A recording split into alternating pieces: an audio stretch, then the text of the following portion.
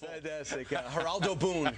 Hey, Governor Palin wraps up a book tour, an outstanding bookstore. About 2 million copies sold, and her approval rating has gone up 7% overall. Is she legit? In today's USA Today, she talks about it, and she does not rule out running for president. Well, you can't overstate her popularity. The fact that she still remains more unpopular and popular. 50% disapprove of her, 40% do approve. But that is a 7% increase in her previously low levels. But more importantly, I think she showed herself to be a good sport, to be a person with some depth. She really has passionately held views. She was very, very gregarious, very charismatic in her public encounters. And I think most importantly, what people haven't noticed is that she has vaulted past our friend Mike Huckabee to be the leading candidate among Republicans for 2012. And I think she's legit now if she chooses to run. I think a Huckabee-Palin ticket might be very intriguing. Who's on top and who's in second spot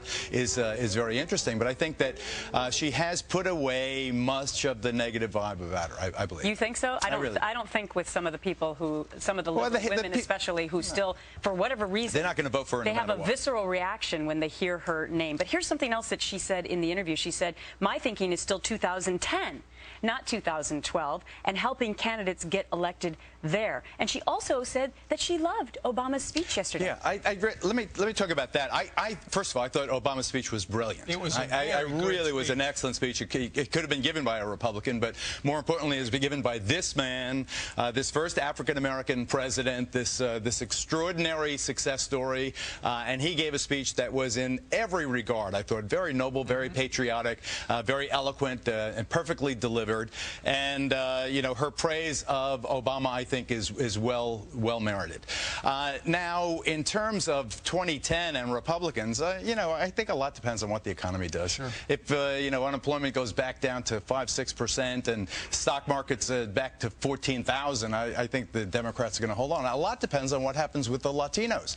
People in New York State were shocked when gay marriage was defeated here in New York State just a couple of weeks ago. The fact of the matter, if you look at who voted, the Latinos, a very conservative group, voted against gay marriage. And I think that if the Republicans can court them in 2010, they've got a chance for some congressional successes. So the President of the United States was in is going to Copenhagen. He was in Oslo yesterday. Yeah, next door in Norway, and he came home and he's going to go back to Copenhagen. He's racking up the frequent flyer miles. Now, the whole thing of this climate gate is such a big story because these hacked email have called into question all the data. What are we to believe? Well, let's put aside the question of whether or not it calls into question all the data. I don't think that's the issue. You don't think so? The issue is not the substance. The issue is that this is a devastating blow to the movement to recognize climate change because it fuels the skeptics. It gives them substance to hang their hat on that these figures have been manipulated by people with a political agenda. And I believe, I was at dinner last night with a buddy of mine named Aaron who does biofuel diesel for concerts. They feel in that industry, the green industry, that this blow is a severe blow because now cap and trade is in question. I think that what the president says in Copenhagen will be extremely more moderate than what he would have said but for this scandal. I think that this is a blow, a body blow to the whole movement. I think it staggers it. I think it slows it way down. I don't think you're going to see cap and trade coming anywhere near a vote this congressional session. I think that what has happened here as a result of this unsavory look into the heart of climate science and scientists really will have a profound effect. And that is not to say that global warming isn't a real deal and all the rest of it. And it's logical that there is global warming with pollution and everything else. But this, I think, stops it in its tracks. It's such a fascinating twist. It is a fascinating twist. Because it looks like they're fakers. Okay, go ahead. I was just going to talk about Geraldo's home state, New Jersey, because there's a new reality show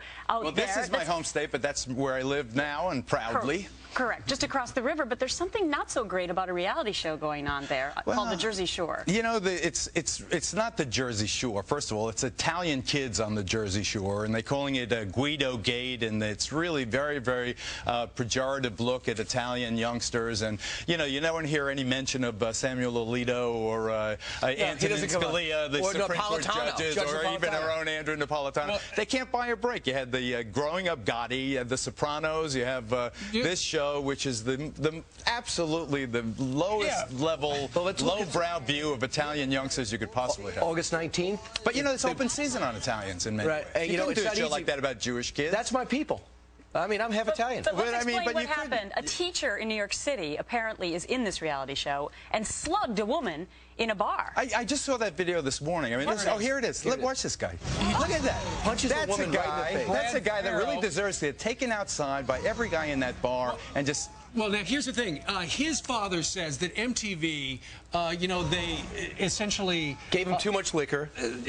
Got him liquored up, and then... He cold-cocked the girl. No, I know. In the face. I know. He's trying to Come on. instigate That's something. a felony assault. That guy's going to jail. But it shows you how... $500? $500. That's it. Get out of here. I'm not going to get out of here. I got another hour to do. Geraldo, you look at stuff like that. You look at the salahis. People will do anything these days to be on TV. But I think that specifically in terms of American Italians and how they have evolved as a culture and become so prominent and prosperous, I think that the fact that they can still be portrayed in this derogatory way on a regular basis, and shame on MTV. And I think the president of MTV is an Italian guy, too. And they do it just a strict ratings ploy. And we'll be watching this weekend, Geraldo at large. And the Pope's not even Italian anymore. It's not easy for my people. Yeah.